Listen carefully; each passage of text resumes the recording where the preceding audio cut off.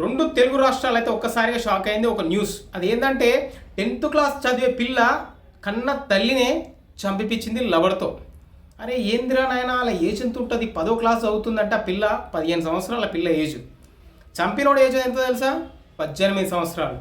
వీళ్ళంతా పిల్ల బ్యాచ్. చెప్పాలంటే టీనేజ్లో ఎలా ఉంటుందంటే మేమే తోపు, మా లవ్వుని ఎవడని ఆపడానికి చూస్తే ఇంట్లో వాళ్ళని కూడా లేపేస్తాం అనే టైప్ తయారయ్యారు. మీ ఇంట్లో ఉంటారు, పక్కింట్లో ఉంటారు, ఎక్కడైనా ఉండొచ్చు. సో జాగ్రత్తగా అయితే ఉండండి. ఫస్ట్ పిల్లలకి చెప్పే పద్ధతిలోనే చెప్పండి. టీనేజ్లో ఉన్న పిల్లలు ఏంటంటే ఇంకా మాకు ప్రపంచం అంతా మాకు తెలుసు, ఇంకా మేము ఎవరి మాట వినము అనే రేంజ్లో ఉంటుంది అన్నట్టు అప్పటి ఉండే మైండ్ సెట్. సో ఈ జీడిమెట్లలో ఒక సంఘటన జరిగింది.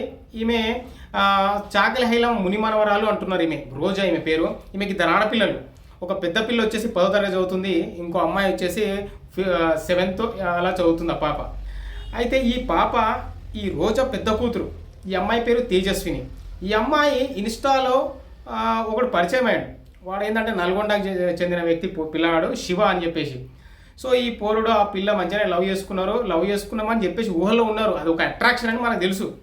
అయితే ఏంటంటే ఒకరోజు ఇంటికి కూడా పిలిచిందంట. వీళ్ళ అమ్మకు కూడా తెలుసంట ఆ పిల్లగాడు. వద్దు మనకు వర్కౌట్ కాదు అదే అని కూడా చెప్పిరంట. ఈ లవ్ ఇలాంటిది వద్దు, పెళ్ళి ఏమని అడిగిందంట. ఈ ఏజ్లో పెళ్ళి అవసరం ఆ పిల్లకి?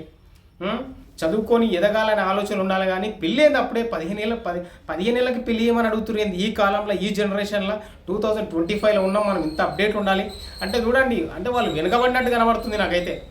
ఆ పిల్ల అట్లా మాట్లాడింది అని అంటే వాళ్ళు వెనుకబడిన కుటుంబాలు అయి ఉంటాయి. అంటే డబ్బు లేకునో ఇబ్బందులలో చిన్న చిన్న పనులు చేసుకునే వాళ్ళు ఉంటారు. జడిమెట్ల అంటే కామన్గా అయితే ఇండస్ట్రియల్ ఏరియా, ఆమె ఏదో పని చేసుకుంటూ ఉంటారు.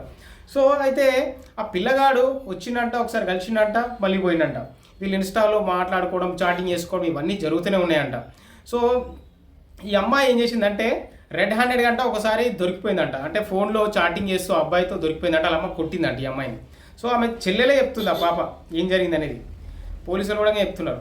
సో దొరికిపోయిన తర్వాత కోపం వచ్చింది. ఇంకా ఎట్లా ఉంటుంది, ఇంకా టీనేజ్లో కోపం వస్తే సామాన్లు వాళ్ళు కొడతారు, ఇంకా చంపేయాలన్నంత ఆలోచన కూడా వచ్చిందన్నట్టు ఈ పిల్లకి. ఈ విషయం అంతా ఇంకా ఆ పిల్లగాని చెప్పింది. లేదు మన పెళ్ళి ఒప్పుకోవట్లేదు మా అమ్మని వేసేద్దాం, చంపేద్దాం, ఏదో ఒకటి చేయి నువ్వు అని చెప్పేసి మళ్ళీ ఫోన్లు చేసి టార్చర్ చేసిందని. ఇక వాడు ఇంకా ప్రేమించిండు కదా, ప్రేమించినందుకు ఇక నేను ఏదో ఒకటి చేయాలి, ప్రూవ్ చేసుకోవాలి, మేము ట్రూ లవర్ అనుకున్నాడేమో. కానీ వాడు వాడి తమ్ముడు వచ్చేసి యశ్వంత్, అతని పేరు, అబ్బాయి పేరు.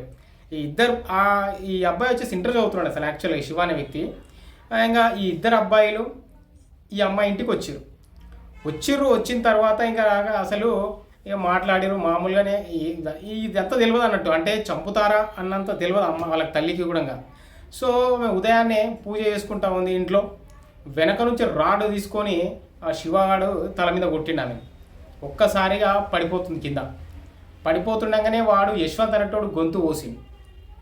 ఈ మరి మహాతల్లి ఏం చేసింది, కాలు పట్టుకోవడము ఇట్లాంటివి చేసింది ఈ పిల్ల. సో మొత్తం మీద ఏంటంటే తల్లిని చంపింది, చెల్లెల్ని భయపట్టించింది. చెల్లెలు అక్కడే ఉంది, నువ్వు సైలెంట్ ఉండు, నువ్వు సప్పుడు ఎక్కువ అని చెప్పేసి అయితే వార్నింగ్ ఇచ్చిందంట ఆ పిల్లకి. చిన్న పిల్ల భయపడ్డది.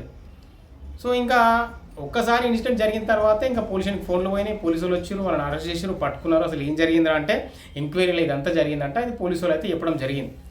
సో ఇట్లా వీళ్ళు ఇన్స్టాలో పరిచయం అయ్యారు, వీళ్ళు లవ్ అనే దాంతో ఉంది. లవ్ ఒప్పుకోకపోవడంతో వాళ్ళ మదర్ని కడదేర్చిర్రు అని చెప్పేసి అయితే క్లారిటీ ఇచ్చిర్రు వాళ్ళు. నిజంగా ఈ సొసైటీ ఎంత ఘోరంగా తయారవుతుందంటే రోజుకి నీ అమ్మ ఏంద్రా వీళ్ళు మనుషులా పశువులా అనిపిస్తుంది అన్నట్టు. అంటే 10th క్లాస్లో వాళ్ళ మెచ్యూరిటీ లెవెల్స్ ఏంది, వాళ్ళ ఏజ్ ఏంది, సినిమాలు చూసి పాడైపోయారా లేకపోతే పక్కన వాళ్ళని చూసి ఇట్లా అవుతుర్రా అనేది మాత్రం చెప్పలేకపోతున్నారు ఎవరు నిజంగా. సో ఇప్పుడు పెద్ద ఇష్యూగా మారిపోయింది ఇది. అంటే ఈ ఇంటర్లో 10thలో ఉన్న పిల్లలకి చెప్తున్నా కదా, కాలేజీలలో స్కూళ్ళలో ఉన్న పిల్లలకి మాత్రం నిజంగా కౌన్సిలింగ్ ఇవ్వాలి. గవర్నమెంటే దగ్గరుండి కౌన్సిలింగ్ ఇస్తే కానీ కుదరదు. ఇది అట్రాక్షన్ రా, ఇది లవ్ కాదురా, ఇది పెళ్ళి కాదురా, పెళ్ళి అంటే ఇది కాదు అని చెప్పేసి వాళ్ళకి కౌన్సిలింగ్ ఇస్తే ఏమన్నా మారుతారేమో. కానీ లేకపోతే కష్టం. అంటే వాళ్ళ జీవితాలు నాశనం చేసుకుంటారు. ఇప్పుడు చూడండి 15 సంవత్సరాల ఏజ్లో వీళ్ళు జైలుకి పోయి 15 ఏళ్ళు జైలు ఉండాల్సిందే. అవునా? ఎవరి జీవితాలు ఖరాబ్ అయిపోయినాయి ఇక్కడ. వాళ్ళ తల్లిదండ్రులు ఎన్ని ఆశలు పెట్టుకుని ఉంటారు ఈ పిల్లల మీద. సో అందరి జీవితాలు ఖరాబ్ అయిపోయినాయి. అది ఆకర్షణతోటే మేము చెప్పాలంటే ఆ ఆకర్షణ వల్ల పిల్లల బంగారు భవిష్యత్తుని నాశనం చేసుకుర్రు. నాకు అనిపించింది అన్నట్టు, ఏంద్రా ఇది నిజంగా ఇలాంటి పిల్లలకి అసలు ఈ మైండ్ సెట్ ఇట్లా ఉంది కదా, ఇది మార్చడానికి ఏం ప్రయత్నాలు చేస్తే బాగుంటుందని చెప్పేసి అయితే నాకు అనిపించింది. Counselling is the best option అని నేను అనుకుంటున్నాను. సో మీకేమనిపిస్తుందో కూడా కామెంట్ చేయండి ఈ విషయంలో. ఈ పిల్ల ఇంకొకటి ఆల్రెడీ అబ్బాయితో 19వ తారీఖు రోజు పారిపోయిందంట. పారిపోయి 2 days తర్వాత మళ్ళీ వచ్చిందంట. వాడు ఎక్కడ తీసుకుపోయిండో మరి ఏమేమి చేసిండో తెలియదు. వాళ్ళ అమ్మ ఇమీడియట్గా పోయి కేసు అయితే పెట్టిందంట వాడి బాడీ అని.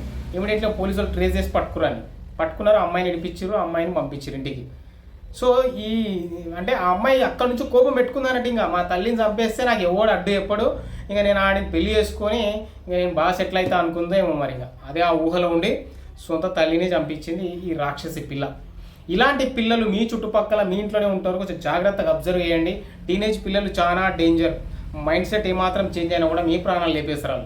ఇది మాత్రం ష్యూర్. ప్రజెంట్ జరిగే సంఘటనలు అయితే అట్లనే ఉన్నాయి. సో మీరేమనుకుంటారో ఇష్యూ మీద కామెంట్ చేయండి. ఇప్పుడున్న పిల్లల్ని మార్పు రావాలంటే ఏం చేయాలనేది మాత్రం కామెంట్ చేయండి.